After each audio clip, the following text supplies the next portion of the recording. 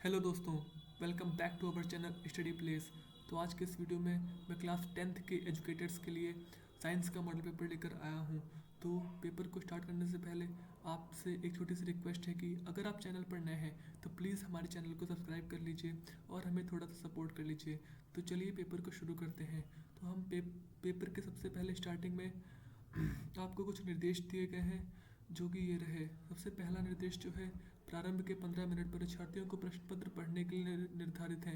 यानी कि जो आपको 3 घंटे 15 मिनट का समय मिला है उसमें से 15 मिनट आपको केवल प्रश्न पत्र को पढ़ने के लिए दिए गए हैं। प्रश्न पत्र 2 खंडों आ तथा बा में विभाजित है। यानी कि जो आपको पेपर दिया जाएगा ये खंड आ और खंड बा में विभाजित है। ओके। पॉइंट नंबर 3, खंड आ तथा बा 3 उपखंडों उपखंड का, खा और गा में विभाजित है। यानी कि ये जो आपके खंड आ और बा हैं उन्हें भी उपखंड का, खा और गा में विभाजित किया गया है। प्रश्न पत्र के खंड आ में बहुविकल्पी प्रश्न हैं जिनमें जिनमें सही विकल्प का चुनाव कर ओमा शीट पर नीले अथवा काले बॉल पॉइंट पेन से सही विकल्प वाले गोले को पूर्ण रूप से भरना है। यानी कि आपको एक ओमार शीट दी जाएगी जिसमें से आपको सही जो ऑप्शन होगा उसमें उसे नीले या काले जो भी आपका मन हो उस बॉल पॉइंट पेन से उसको फिलअप करना होगा। पॉइंट नंबर 5, खंड आ में बहुविकल्पी प्रश्न हेतु प्रत्येक प्रश्न के लिए 1 अंक निर्धारित है। यानी कि खंड आ में 20 प्रश्न होंगे पूरे और उनमें से प्रत्येक प्रश्न के लिए 1 अंक निर्धारित किया गया है। प्रश्न पत्र के खंड आ के प्रश्नों को हल करने हेतु 1 घंटा तथा खंड बा के प्रश्नों को हल करने हेतु 2 घंटे का समय निर्धारित है।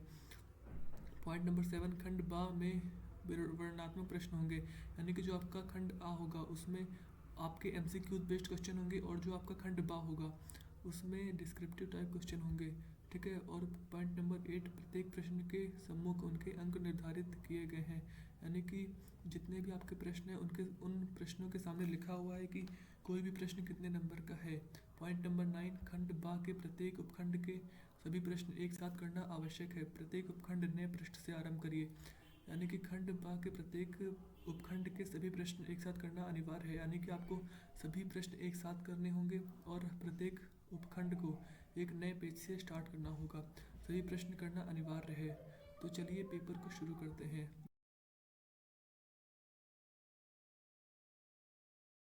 तो चलिए पेपर को शुरू करते हैं। सबसे पहले आता है अपना खंड आ बहुविकल्पी प्रश्न। इस खंड आ को 3 खंडों का, खा और गा में विभाजित किया गया है।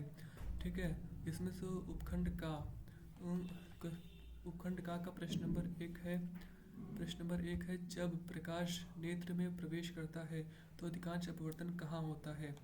क्वेश्चन नंबर 2, निम्नलिखित में से कौन सा वोल्टता को निरूपित करता है। क्वेश्चन नंबर 3, निम्नलिखित में से किस स्थिति में कोई अवतल दर्पण से बड़ा वास्तविक प्रतिबिंब बना सकता है। क्वेश्चन नंबर 4, कक्षा में सबसे पीछे बेंच पर बैठा कोई विद्यार्थी श्याम पट पर लिखे अक्षरों को पढ़ सकता है परंतु पाठ पुस्तक में लिखे अक्षरों को नहीं पढ़ पाता है। निम्नलिखित में से कौन सा कथन सही है। ठीक है। एंड क्वेश्चन नंबर 5, 5 प्रतिरोधकों जिनमें प्रत्येक का प्रतिरोध 1/5 ओम है का उपयोग करके कितना निम्नतम प्रतिरोध बनाया जा सकता है। क्वेश्चन नंबर 6, दिए गए चित्र के अनुसार कागज के तल में स्थित किसी क्षैतिज तार में पूर्व से पश्चिम की ओर कोई नियत धारा प्रवाहित हो रही है। चुंबकीय क्षेत्र की दिशा उत्तर से दक्षिण की ओर है। दोस्तों, अगर आपको इस मॉडल पेपर का पूरा सॉल्यूशन चाहिए तो चिंता मत करिए, आप जाइए इस वीडियो के डिस्क्रिप्शन में, वहाँ आपको एक वीडियो का लिंक मिलेगा जिसमें मैंने इस पूरे ही मॉडल पेपर के सॉल्यूशन को पूरी अच्छी तरह से समझाया हुआ है। तो अपने आप सॉल्व करने की कोशिश करिए। अगर फिर भी आपसे ये पेपर नहीं बनता है तो आप इस मॉडल पेपर के वीडियो के डिस्क्रिप्शन में जा सकते हैं। ठीक है। तो चलिए फिर से शुरू करते हैं। क्वेश्चन नंबर 7, निम्नलिखित में से किसके द्वारा अनंत पर स्थित किसी बिंदु का प्रतिबिंब अत्यधिक छोटा बनेगा।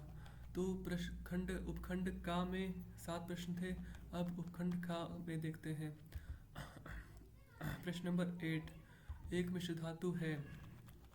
प्रश्न नंबर 9, निम्नलिखित में से असंतृप्त हाइड्रोकार्बन को पहचानिए।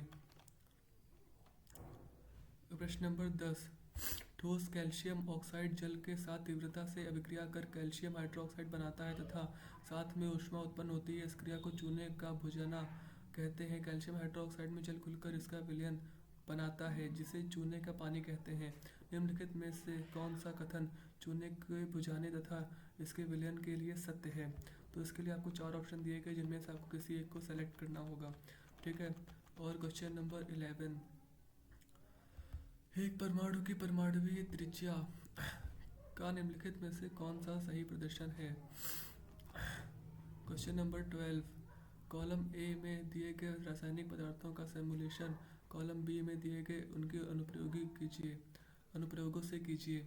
तो यहाँ पे आपको मैच द फॉलोइंग दिया गया है ये। ठीक है।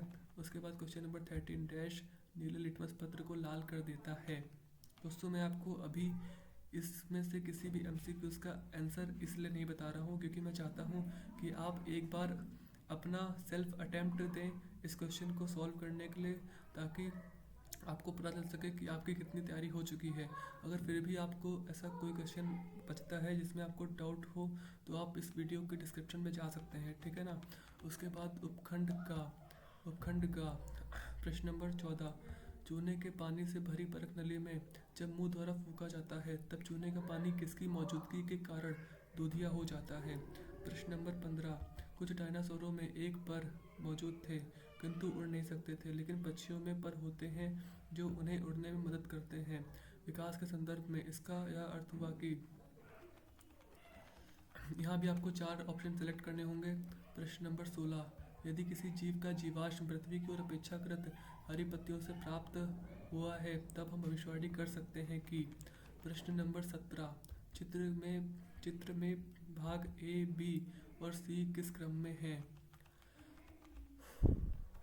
प्रश्न नंबर 18, अमृता देवी बिश्नोई राष्ट्रपति पुरस्कार भारत सरकार द्वारा किस क्षेत्र में प्रदान किया जाता है?